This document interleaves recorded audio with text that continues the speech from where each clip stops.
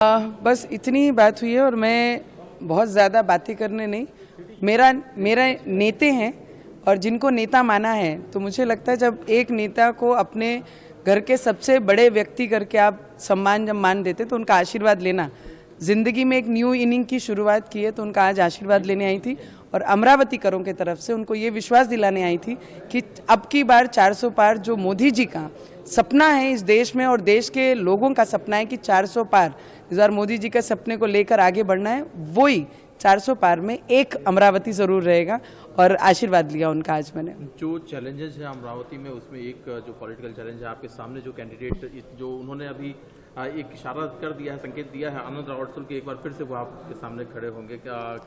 कितनी बड़ी चुनौती आप मानती हैं उनको? मैं इतना ही बोल सकती हूँ कि 2019 में जब मैं इलेक्शन में कंटेस्ट किया एज ए निर्दलीय इंडिपेंडेंट करके मैं मैदान में उतरी और एक बहुत बड़ी वेव के अगेंस्ट में जब अमरावती करों ने उस वक्त मुझे साथ दिया, जिस वक्त मेरा काम शून्य था मेरे क्षेत्र में, सिर्फ लोगों के साथ उनकी आवाज़ बनकर उनके साथ खड़ी रही और उस 2019 में जब मुझे पूरे देश के एक वेव के अगेंस्ट चुन के दिया तो मुझे लगता है कहीं ना कहीं लोगों को वो विश्वास था कि ये आवाज़ हमारी पार्लियामेंट में जाके ज़रूर गूंजेगी और वही 5 वर्ष मैंने वही किया है। और जितने भी सीनियर लीडर हैं और जो बोल रहे हैं कि हम खड़े होंगे या हम आगे आएंगे, उनको संभालने का काम जो यूटी में हमारे पक्ष, बाकी जो आघाड़ी में यूटी में जो पक्ष हैं वो अच्छे तरीके से संभाल सकते, इतना विश्वास है। एक आपका मामला जो कोर्ट में चल रहा है, सुप्रीम कोर्ट में जाति को लेकर के,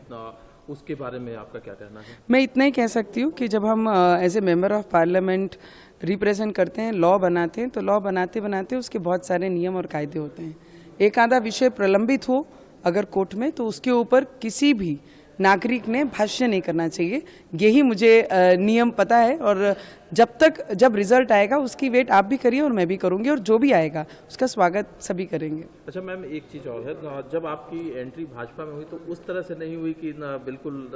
एक ऑर्गेनाइज करके एंट्री हुई, उस तरह से नहीं हुई, तो क्या आपको लगता है कि सहमति नहीं थी? कुछ ऐसा है कि आप किस तरह से आपकी एंट्री हो बीजेपी के अंदर? ओह नहीं, ऐसा कुछ नहीं है। मैंने पहले ही कहा था कि मैं हमारे देश के प्राइम मिनिस्टर नरेंद्र मोदी जी को अपना नेता मानती हूँ, अमित शाह जी को, देवेंद्र फडणवीस जी को अपना नेता मानती हूँ और इनके शब्दों के आगे नहीं जाऊंगी, ये पहले ही मैंने कह दिया था। और ये पहली बार हुआ है कि पहले नाम डिक्लेयर होता है और फिर जाके प्रवेश पक्ष में होता है सदस्यता का। तो मुझे लगता है मेरी नसीब है कि पहली बार अमरावती में कमल का चिन्ह सिंबल ये बैलेट पे आएगा और वो खिलाने का मौका मुझे दिया है पार्टी ने इतनी बड़ी जवाबदारी देकर। तो मुझे लगता है हाँ, नसीब लेके ही आना पड़ता है और मेहनत जो करता है, जो मिट्टी में रह के लोगों की पहचान रखता है, तो वही व्यक्ति पहचान सकता है जो मिट्टी से मेहनत करके रूट ग्रास लेवल से ऊपर जाता है, वो देश के प्रधानमंत्री जी है। तो मेरे जैसे कार्यकर्ता की पहचान हमारे देश के प्रधानमंत्री ने रखी है। राज ठाकरे के आने से कितना फर्क पड़ने वाला है? मुझे लगता है जहाँ मोदी जी हैं, अगर सभी हाथ आएंगे, जब मुट्ठी बनती है तो ताकत मजबूत होती है, तो कोई भी आएगा तो ताकत मजबूत ही होगी, कमजोर नहीं होगा। एक आखिरी सवाल है,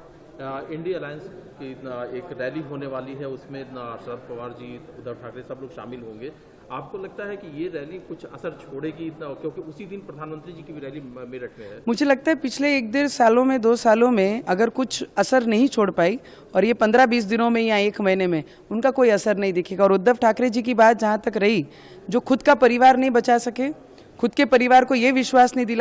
दिला सके कि हर परेशानी में वो उनके साथ है, तो वो दूसरे के परेशानियों में साथ देने का कोई मतलब नहीं बनता है। और उनकी स्ट्रेंथ हम सभी को पता है कि कितनी है। जो घर से बाहर नहीं निकल सकते, मातोश्री से